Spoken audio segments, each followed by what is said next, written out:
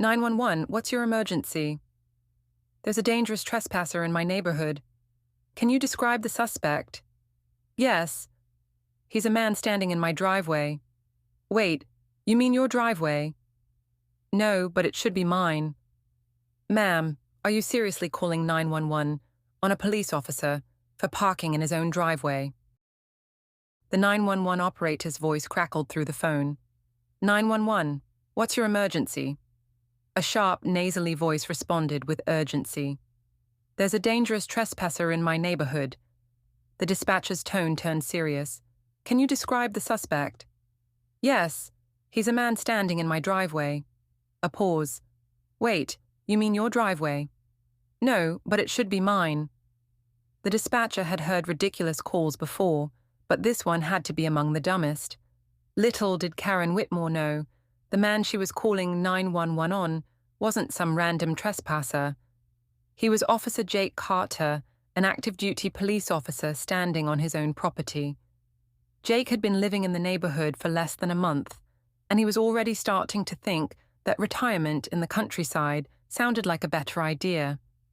He had bought his home outside the HOA's jurisdiction on purpose. He didn't want to deal with absurd rules about mailbox colors or garbage cans being half an inch too far from the curb. The property was perfect.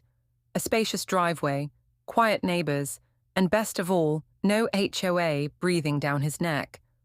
Also, he thought, Karen Whitmore had made it her personal mission to bring his house under HOA control, despite it never being part of the association's territory. The self-proclaimed guardian of neighborhood standards, Karen had harassed Jake from the moment he moved in. She started with polite reminders about neighborhood aesthetics, which quickly escalated into full-blown demands. First, it was his mailbox, not HOA approved. Then, his police cruiser in the driveway, intimidating and an eyesore. Then, his house color, not harmonious with the street. Jake, of course, ignored all of it. That infuriated Karen even more. She tried everything: letters, fines, which had no legal basis, even filing a fake complaint to the city about a code violation. Nothing stuck, so when she saw his cruiser in his own driveway that morning, she decided she had enough. She was going to teach him a lesson. So she did what any unhinged HOA president would do. She called 911. The officers arrive. Jake was inside, enjoying his morning coffee, when he heard the faint sound of sirens in the distance. His police scanner had already picked up something interesting. Suspicious trespasser in a neighborhood. A dangerous man lurking in a driveway. Jake smirked. Oh, this is going to be good. He stepped outside casually just as the patrol cars pulled up.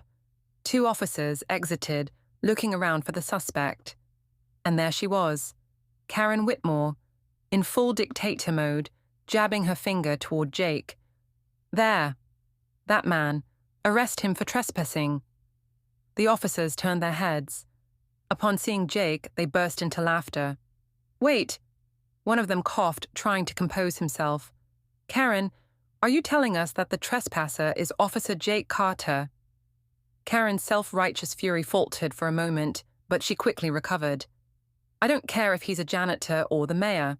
He's illegally parked. This is private HOA property. Jake folded his arms, shaking his head. Karen, I've told you a dozen times, my property is not part of the HOA. Karen's eyes twitched. It should be. One of the officers sighed, rubbing his temples. Ma'am, you can't call 911 just because you don't like someone's car being parked in their own driveway. Karen gasped, as if she had just been insulted. Excuse me?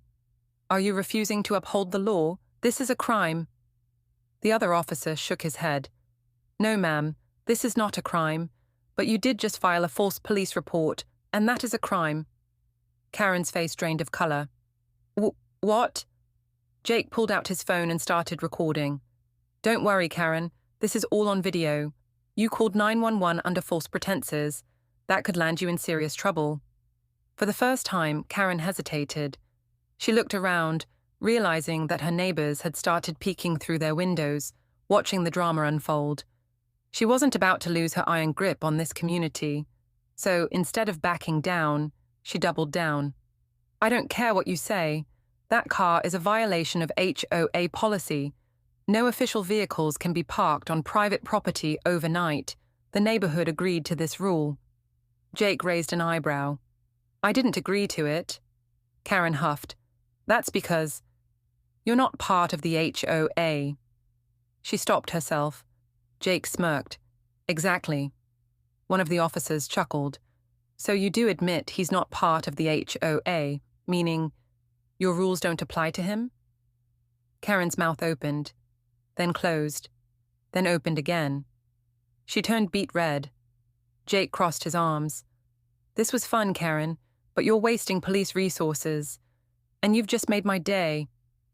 The officers gave Karen a final warning about making false police reports, but they let her off with a stern lecture. Karen, however, wasn't about to let this go. As the patrol cars left, she pointed a perfectly manicured finger at Jake. You may have won today. But mark my words, this isn't over. Jake just took a sip of his coffee. I sure hope not. This is way more entertaining than daytime TV. Karen stormed off, muttering something about protecting the integrity of the HOA. Jake laughed to himself. This lady had just called 911 on a police officer over a driveway. What was she going to try next? He had no idea, but one thing was for certain. This was going to be a very interesting neighborhood to live in. Jake leaned casually against the hood of his cruiser, still sipping his coffee, as the officers drove off. The sun had barely crested the horizon, yet Karen Whitmore had already managed to make a fool of herself in front of the entire neighborhood. But Jake knew Karen. She wasn't the type to back down just because she got embarrassed. If anything, this was only the beginning. He walked back inside and grabbed his police radio, flicking it on out of curiosity. It didn't take long for the chatter to come through. Hey, did you guys hear about the crazy 911 call over in Fairview Estates? Some lady called about a trespasser in a driveway. It was Officer Carter. Laughter erupted on the other end. Wait, she called 911 on one of our own? Yep. Claimed he was illegally parked in her neighborhood. Man, I wish I was on that call. Did you guys charge her? Nah, just a warning, but she's mad as hell. She's definitely going to try something else. Jake chuckled and turned off the radio. It was only a matter of time before this incident spread through the entire department. He wouldn't be surprised if someone printed out Karen versus Officer Carter posters and stuck them in the precinct break room. And right on cue, his phone buzzed. A text from Sergeant Mills. Heard you had a little run-in with an HOA overlord this morning. You good? Jake smirked and fired back. Oh, yeah. Best part of my day so far. Sergeant Mills replied almost immediately. Well, you might want to brace yourself. Word is, she's already trying to escalate things. Jake sighed. He didn't doubt it. Karen's new plan. The HOA's emergency meeting. Sure enough, just an hour later, Jake's email inbox exploded with neighborhood notices from the HOA. The subject line read, Urgent HOA Policy Enforcement. Jake clicked the email and started reading. Dear Fairview Estates residents, it has come to our attention that non-residents have been parking unauthorized vehicles in our neighborhood. This is an unacceptable violation of our community standards and a direct threat to the safety and integrity of our neighborhood. Effective immediately, all law enforcement vehicles must be parked out of public view to maintain the aesthetic harmony of our community. Failure to comply will result in disciplinary action from the HOA board. Sincerely, Karen Whitmore, HOA President. Jake nearly spit out his coffee. She's banning police vehicles now. Was this woman serious? He scrolled down and saw that she had BCC'd every resident in the neighborhood, painting him as some kind of threat to the community. Jake sighed and muttered to himself, All right, Karen. You want to play games? Let's play. He didn't bother responding to the email. Instead, he printed it out, grabbed his badge, and drove straight to the HOA office. The confrontation at the HOA office. The moment Jake walked through the door, he saw Karen already standing behind her desk, arms crossed, smirking like she had just won a major victory. "Well, Officer Carter," she said smugly, "I assume you're here to move your vehicle?" Jake leaned against the doorway, arms crossed. "Karen, do you even hear yourself? You just sent a neighborhood-wide email banning police vehicles from a public neighborhood. What's next? Fire trucks?" Karen didn't even flinch. "This is private HOA property. We have the right to enforce our rules." Jake nodded slowly. "Okay, let's test that theory."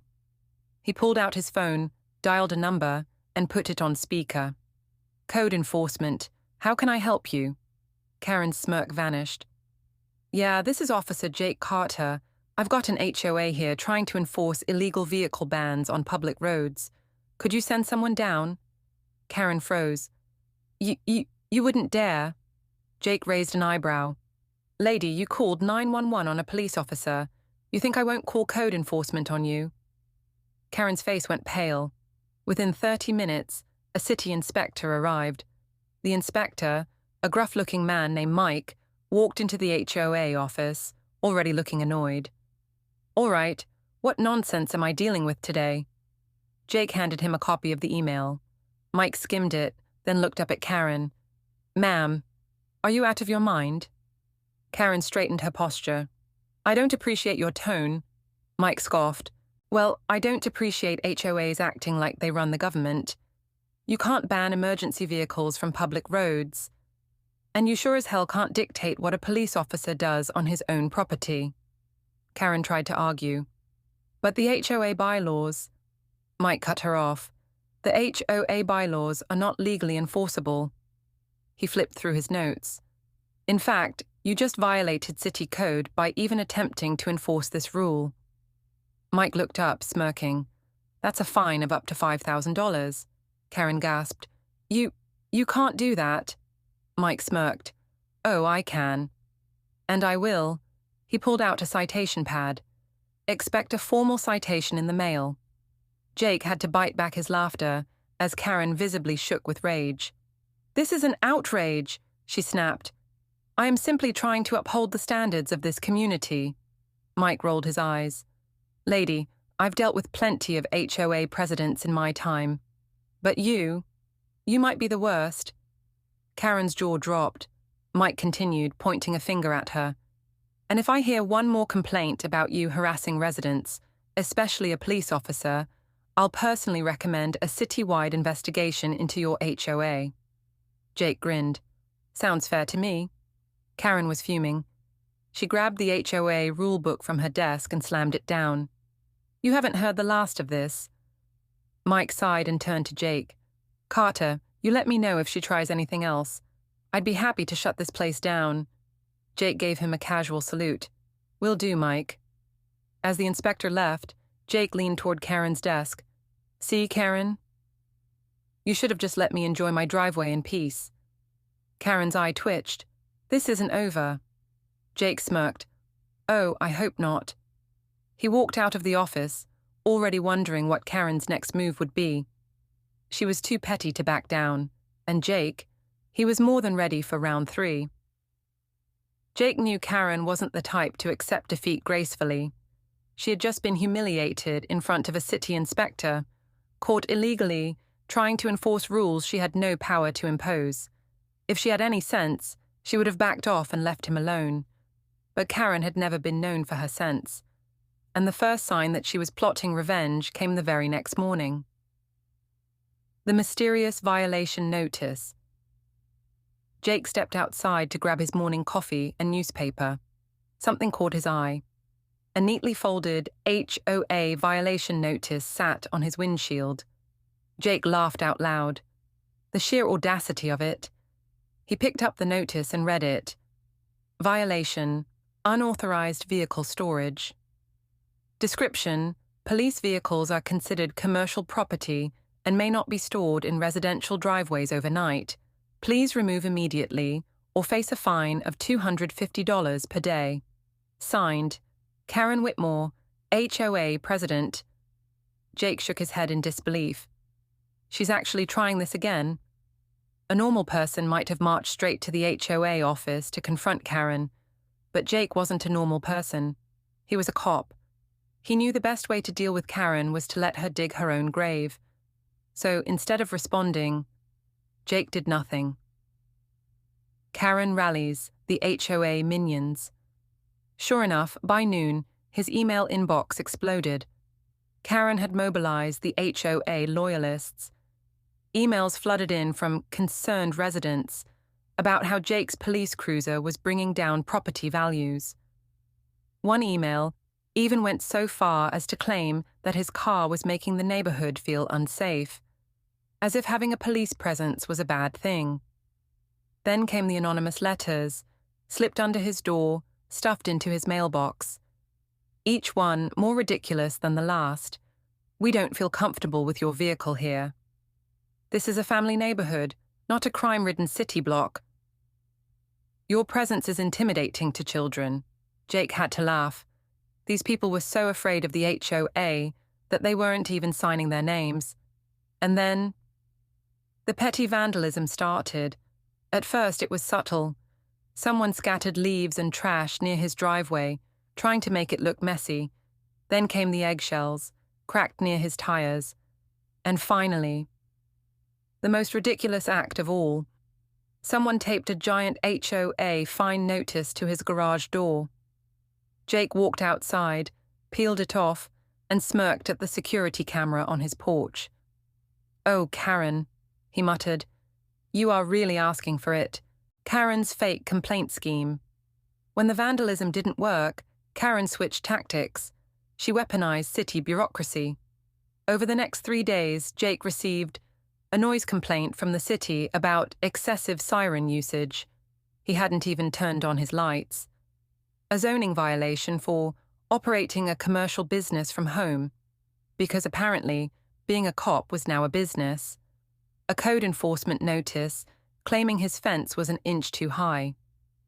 Jake knew exactly who was behind it, and he wasn't about to let it slide, so he filed public records requests with the city, and sure enough, every single complaint had been submitted anonymously.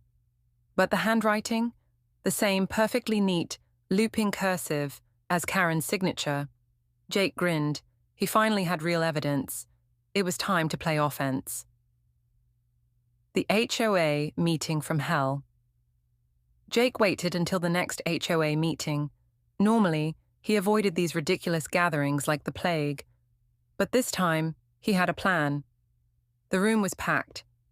Karen had clearly invited as many HOA loyalists as possible.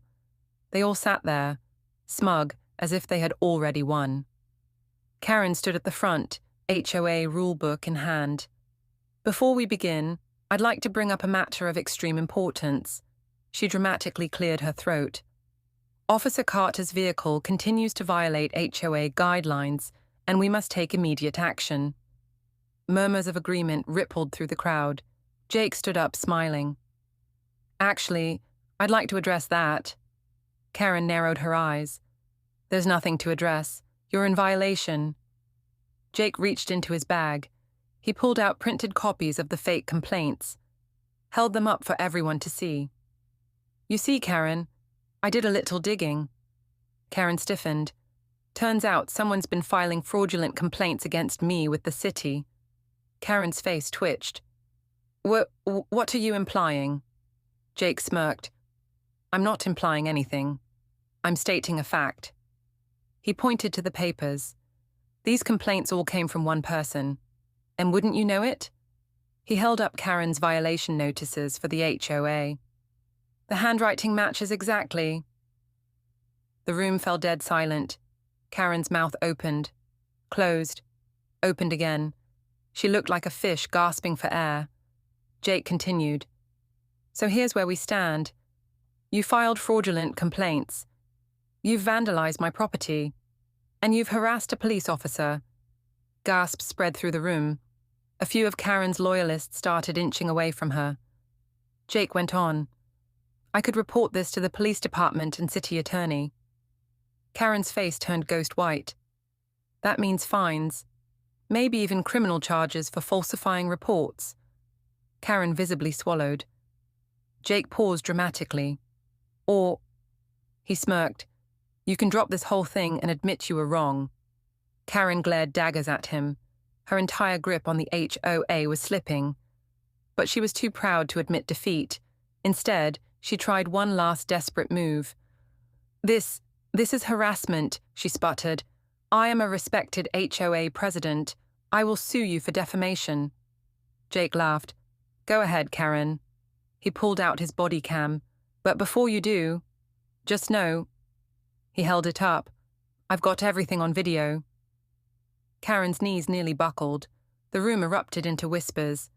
Wait, she was faking complaints. She really tried to frame a cop. She's out of control. The HOA board members looked at each other, panicked. Finally, one of them, a nervous-looking man named Tom, stood up. I think we need to discuss this in private. Jake smirked. You do that, Tom. He turned to Karen. And while you're at it, maybe ask yourselves if Karen is really fit to run this HOA. Karen gasped audibly. Jake gave her a wink. See you around, neighbor. He walked out, knowing he had just delivered a knockout punch, but this wasn't over. Because Karen, she was desperate, and desperate people make mistakes.